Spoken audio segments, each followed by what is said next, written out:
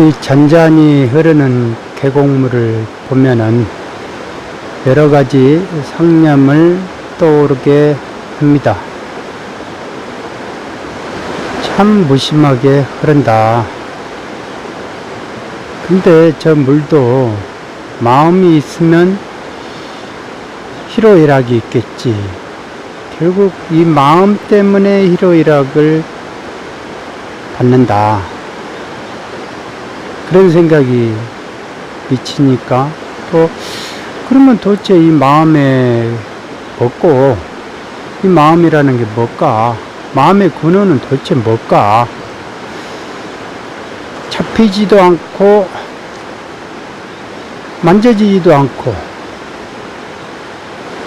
분명히 이 몸뚱아리는 죽으면 없어지는 건데 근데 이 몸뚱아리를 움직이는 뭔가가 있다. 그거는 확실히 느끼잖아요. 그러면 이 강물에 이 계곡물이 올라오는 거는 저쪽 오대산 수정암에서 그 시원이 돼가지고 내려오는데요. 도대체 그러면 이 마음의 시원, 근원은 어딜까? 어디서 그게 형성이 돼가지고 이런 게 만들어졌을까? 똑같은 사물을 보더라도 어떤 이는 믿게 보고 어떤 이는 좋게 보고 이 강물을 보더라도 어떤 사람은 사람마다 다 틀릴 거라 이거죠. 이 오대산에서 암을 치유 중인 같이 기거하는 어떤 분이 계십니다. 보살님이 계시는데 보살님이 갑자기 저에게 그런 질문을 하더라고요. 이 물을 보면 변호사님은 뭐를 생각하세요?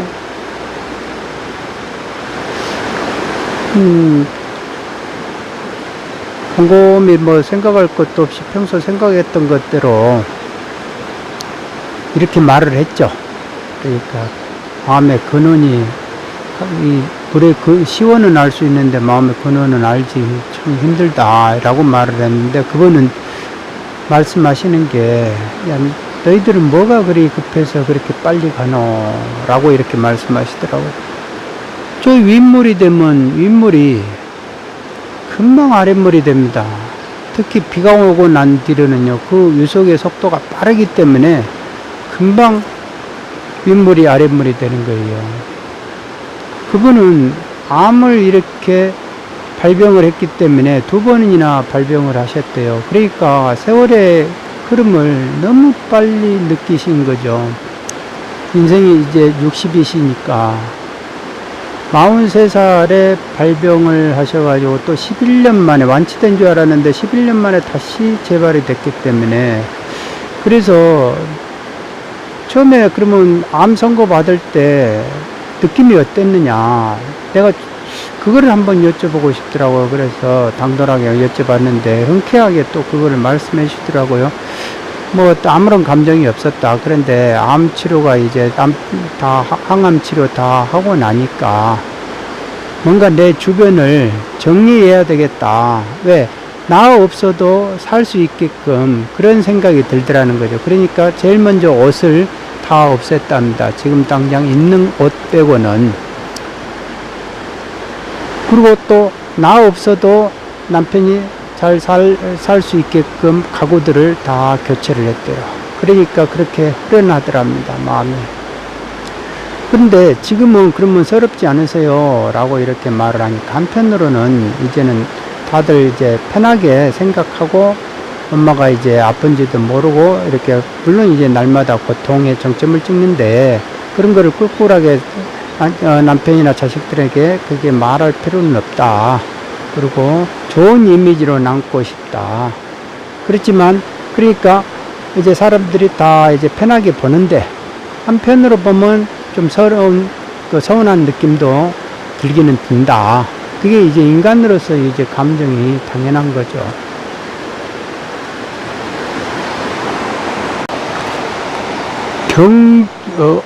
경남 산청에 심원사 설화가 있습니다. 머슴인데요. 그 사람이 업이 두터워가지고 설령 인간으로 극히 희소한 확률로 인간으로 태어나더라도 3번 이렇게 비천하게 살아야 된대요. 머슴, 장님, 안진뱅이.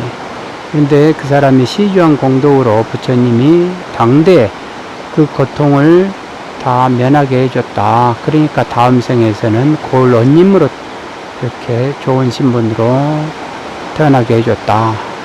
라는 설화가 있습니다.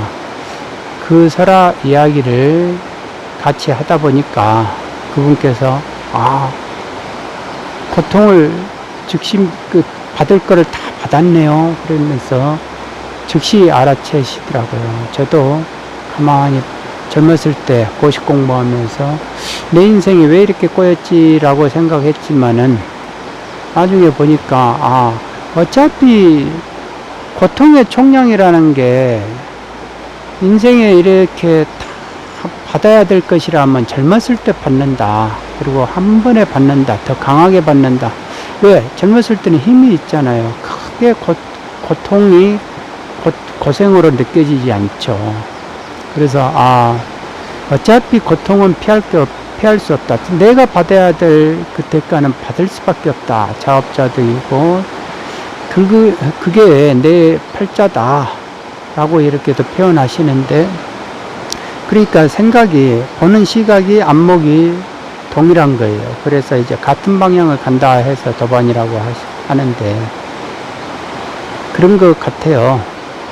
그러니까 부정에서 긍정으로 넘어오는 그 계기가 분명히 있습니다. 그게 저는 고시 공부라는 오래 하다 보니까 그런 게 있었고, 또 도반은 또 암이라는 그런 충격이 있었고, 그러니까 다 계기가 있어야만이 그 안목을 얻을 수 있다라는 생각이 듭니다. 아무리 말을 해줘도 모른다고 그래요. 도반께서도 그런 말을 하더라고요. 아무리 말해줘도. 그러니까 옆에 친구들은 너 참 도인 다 됐다, 도 텄다 라고 이렇게 비아냥 거리는 사람도 있겠지만은 실제로 죽는다 생각하니까 다른 일상의 그 모든 것들이 다 시시하게 느껴지더라는 거죠. 결국은 다 시시하게 느껴진다.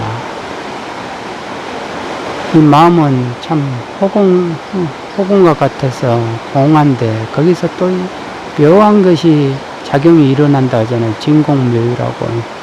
그러니까 그 본성을 찾아야만이 행복을 느낀대요. 왜? 행복이라는 게 만족인데 만족을 느껴야 되는데 그 만족을 어디서 느끼느냐, 외적인 거에서 못 느낀다 하는 그게 성인들의 말씀입니다. 그러니까 결국은 이런 식으로 자기가 관점을 바꿔야 될 것 같아요. 관점을 바꿔야 보는 안목이 생겨야 이게 세상을 한 세계가 또 이루어지고 세상이 넓어지고 그 다음 세계 또 보여지고 이러더라 이거죠. 참 세계는 내가 보는 안목에 따라서 세계가 열린다. 그런 생각이 듭니다. 그럴 때마다 어떤 희열을, 내적인 희열을 느낄 수 있는 이 호르몬을 내가 내 자신이 생산 공장을 내가 내 스스로가 할 수 있는 그 능력, 그게 있어야 행복감을 내 스스로 느끼지 않을까 그런 생각을 해봅니다. 조그만 한 평도 안 되는 방에다 있어도 만족감을 느끼면 그렇게 희열이 올 수가 없더라고요. 머리도 시원하고 마찬가지인 것 같아요. 그게 인생인 것 같고요. 그나마 이렇게라도 생각한다는 게 인생을 아는 거다라고 또 그렇게 말을 하더라고요. 다행입니다. 인생이 조금이라도 알 수 있었다는 게 이게 인생이구나 라는 걸 알 수 있다는 것만으로도 만족을 합니다. 오늘은 여기까지 하겠습니다. 감사합니다.